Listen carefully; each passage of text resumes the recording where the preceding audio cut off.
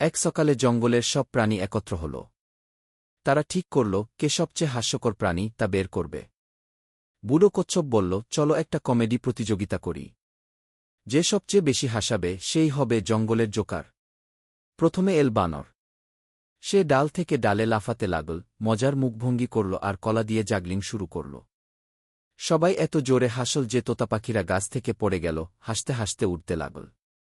এরপর এলো হাতি। সে একখণ্ড গাছের গুড়ির উপর ব্যালেন্স করার চেষ্টা করল, কিন্তু গুড়ি গড়িয়ে গেল আর ধপাস। হাতি পানিতে পড়ল।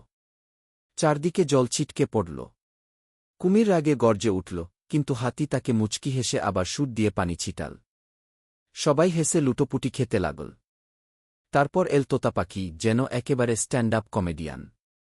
সে সবার নকল করতে লাগল, সিংহের গর্জন, সাপের হিসেহিস, এমনকি কচ্ছপের ধীর স্বরও। সবাই হেসে চোখে জল নিয়ে ফেলল। সবশেষে এলো ছোট্ট ইঁদুর।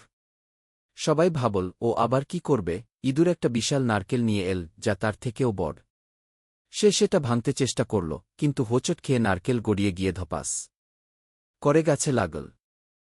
আরে! গাছ থেকে শত শত আম পড়তে লাগল। প্রাণীরা হেসে চিৎকার করে উঠল, ইঁদুরই জিতেছে। সেই দিন থেকে জঙ্গলে প্রতি মাসে শুরু হল জঙ্গলের কমেডি শো,